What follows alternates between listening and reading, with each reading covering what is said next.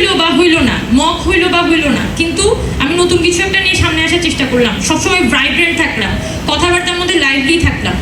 এই জিনিসটাই অ্যাকচুয়ালি মানুষকে ক্যাপচার করে। কিছু জিনিস কখনো ভাষায় প্রকাশ করা যায় না, কিছু জিনিস আসলে আমি তত্ত্ব দিয়ে প্রকাশ করতে পারবো না। এই যে বিগার বামপন্থী সমষ্টি যারা 2 আগস্ট পর্যন্ত লিটারেলি ওরা মাঠে ছিল, 29 তারিখ, 30 তারিখ, 31 তারিখ, 1 তারিখ আমি এই লেফট উইঙ্গার্স ছাড়া কাউকেই মাঠে দেখি নাই।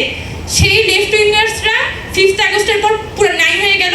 5 আগস্টে যখন আমরা ওই মিছিলটা গণজোয়ার যখন দেখি যে সারা বাংলাদেশ থেকে যখন মানুষ পায়ে হেঁটে হেঁটে হেঁটে হেঁটে আসতেছে, আমার একদমই ছাত্রলীগ করা যে বন্ধু, যাকে আমি সারা জীবন দেখছি যে ও ছাত্রলীগের থ্রু একটা বাইক কিনে সে আমার সামনে শোডাউন দিয়ে যাইতো, তো আমি তাকে মজা করতাম, তো বন্ধু তুই তো পাতি নেতা হয়ে গেছিস। ওই বন্ধুকে আমি দেখছি যে 15 জুলাই সে যে মাইকটা দিছে ছাত্রলীগকে, এবং আমার তো পুরো কলিজা ঠান্ডা হয়ে গেছে। এবং সেই মানুষগুলা পরবর্তীতে গিয়ে যে পরিমাণ ফাইটটা দিয়েছে, ইটস আনবিলিভেবল। এবং সোসাইটি এভাবেই চেঞ্জ হয়, এটা সোসাইটির নেচার।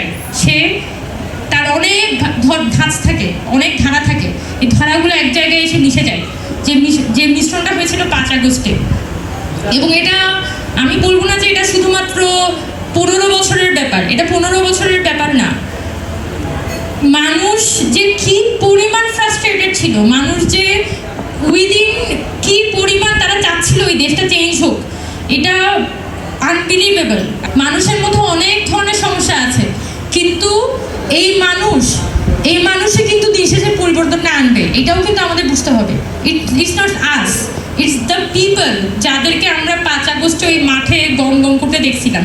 ওই মানুষগুলো কিন্তু ওই সোসাইটির মধ্যে এক্সিস্ট করে, এবং তারাই কিন্তু দিন শেষে পরিবর্তনটা আনবে।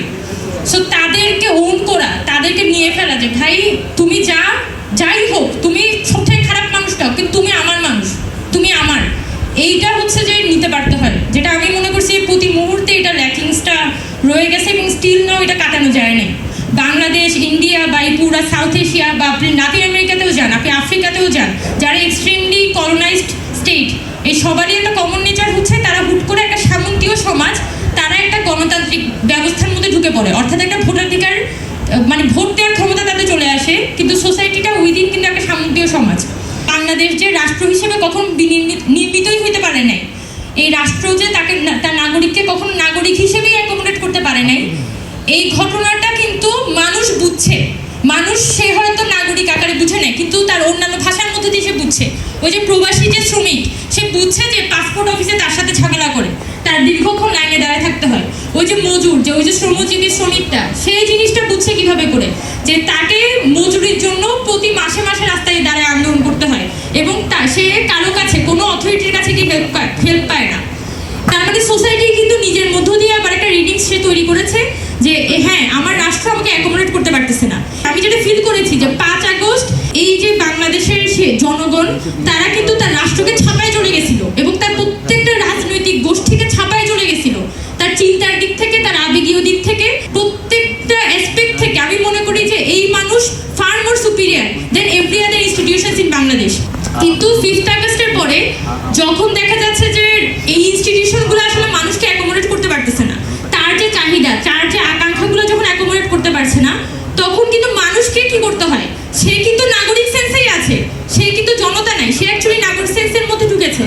তাকে আস্তে আস্তে আস্তে আস্তে নিজেকে আবার ওই জনতার কাতারে নামে আনতে হয়েছে যে না, আমি আসলে আমার রাষ্ট্রের থেকে ওই সেবাটা পাবো না, তাই আমাকে ওই আমার মতো করে আদায় করে নিতে হবে, আমাকে ওই ভাই ব্রাদারেই ধরতে হবে, আমাকে তো অমুক মামা চাচার মাধ্যমে এই চাকরিটা নিতে হবে।